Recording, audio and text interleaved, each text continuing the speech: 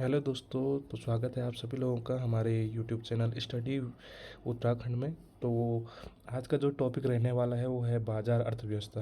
ये class 11th 12th and BA first year और MA fourth same के बच्चों की एक महत्वपूर्ण टॉपिक है। तो इसके बारे में आज हम चर्चा करने वाले हैं।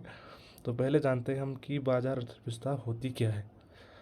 तो बाजार अर्थव्यवस्था एक आर्थिक प्रणाली है जिसमें निवेश, उत्पादन और उपभोक्ताओं को वितरण से संबंधित निर्णय आपूर्ति और मांग की शक्तियों द्वारा बनाए गए मूल्य संकेतों द्वारा निर्देशित होते हैं।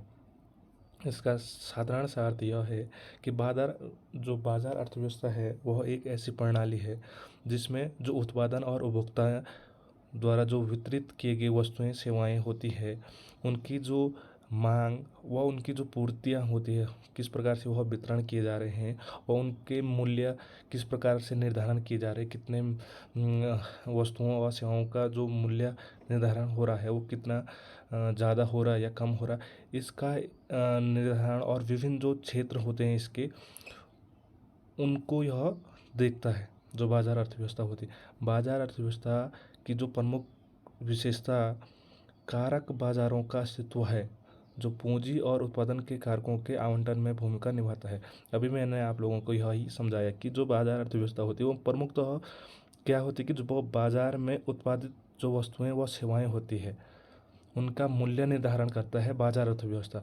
तो उनकी एक तरफ से देख रेख जो बाजार अर्थव्यवस्था होती है वो देख रेख भी करता है उनका। साधारण शब्दों में समझे, जैसे अगर इनको हम एग्जामिनेशन के अकॉर्डिंग लिखते हैं तो साधारण शब्दों में लिख सकते हैं कि बाजार अर्थव्यवस्था की जो प्रमुख विशेषता होती है यह बाजार में प्राप्त रूप से वस्तुओं और सेवाओं का मूल्य निर्धारण करता है। ठीक है।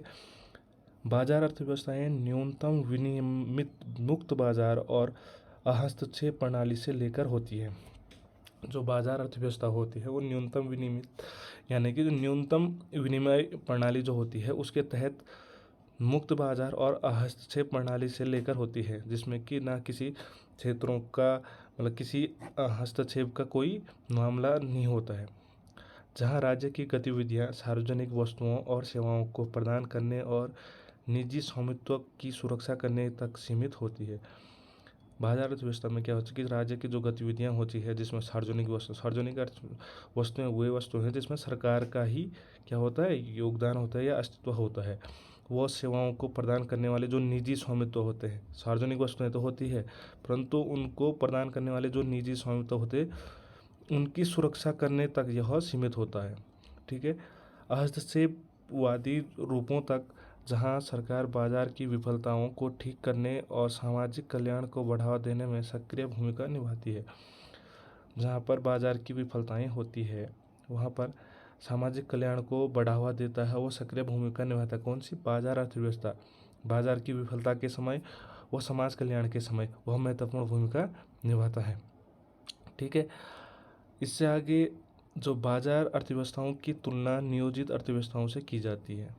साधारण से शब्द है इसका एक कि जो बाजार अर्थव्यवस्था होती है वह नियोजित अर्थव्यवस्थाओं से उनकी तुलना जो नियोजित अर्थव्यवस्थाएं होती है उनसे की जाती है, जहां निवेश और उत्पादन के निर्णय एक एकीकृत अर्थव्यवस्था व्यापी आर्थिक योजना में सन्निहित होते हैं। यानी इनका बोलने का अर्थ है कि जहां पर निवेश और उत्पादन का निर्णय केवल एक ही अर्थव्यवस्था करती हो, केवल एक ही अर्थव्यवस्था के पास मतलब उसका निर्णय लेने का एक समिति जैसे गठन की जाती है, तो एक ही निवेश और उत्पादन का एक ही निर्णय एकीकृत अर्थव्यवस्था के अंतर्गत आती है।